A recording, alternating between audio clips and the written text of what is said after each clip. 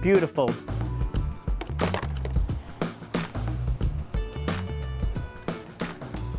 We're going to go ahead and we've got our hot pan and hot oil, and we're throwing our onions in, and we're always making sure that that pan is hot whenever we put any meats or any vegetables or anything in, and that applies both on the grill or in the kitchen. Now I'm going to add a little bit of salt to this right now. Salt's really good at pulling out the moisture in that, so it helps that caramelization. So again, when we caramelize something, it doesn't actually mean that we're putting any sugar or anything in there. It means we're taking salt, we're pulling out the moisture and the natural sugar in there starting to cook. So to get these started, we're just throwing some seasoning salt and a little bit of fresh ground pepper on. Now don't worry, if you don't have a side component like this on your grill, it takes just a tiny bit longer, but you're always welcome to go ahead and throw your pan right on your grill as well. Make sure you've got a glove because it will get hot, or a mitt because it will get hot. But again, if you don't have a side burner, you're more than welcome to do that right on the grill as well. The beauty on this is we want to take some time, we want to go nice and low and slow. People are afraid to do pork on the grill, and it's actually one of my favorite things to do on the grill. The good news is pork used to be one of those meats that we worried a little bit about temperature and bacteria growth, but all of that stuff's been eradicated for the most part. So we can go ahead and cook our pork loin just like we'd cook a steak or a burger at home. We actually now want to make sure we're not overcooking it. So I'm cutting these really nice, beautiful, thick pieces right out of the loin, and I'm just going to flatten those out, and then we'll bring those over to the grill here.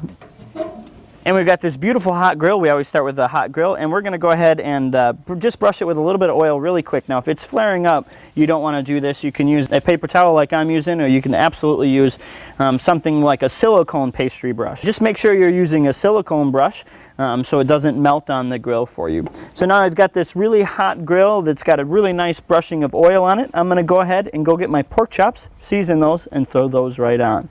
All right, so we've got these beautiful pork chops, and we've got our hot grill, and I'm going to go ahead and just throw a little bit of seasoning salt.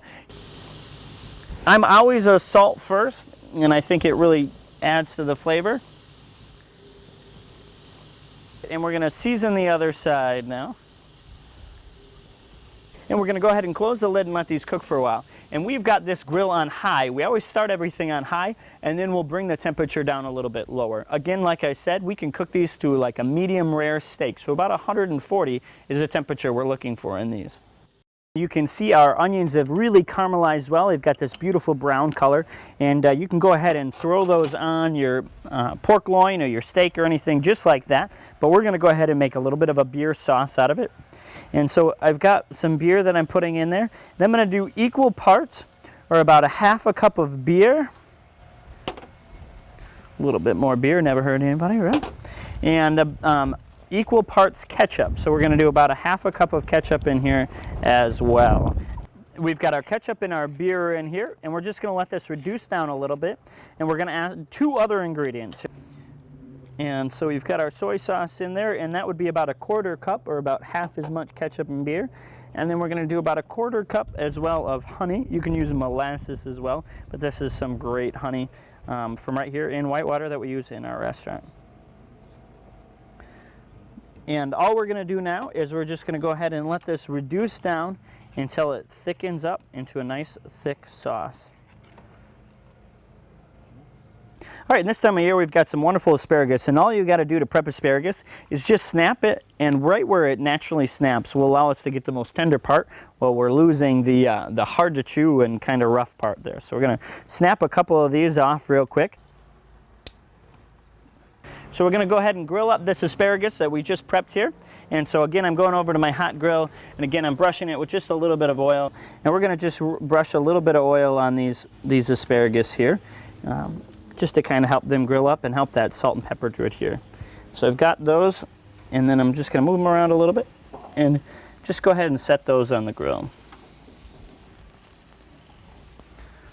We're going to sprinkle them with a little bit of salt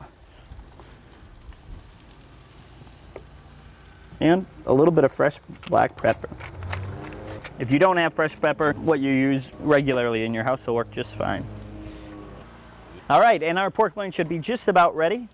So we've got those, and I can see that it's starting to turn a little bit white on the sides, which is exactly what I want here. So I'm going to go ahead and flip those over, put them a little bit different spot on the grill so you've got nice hot grill grates.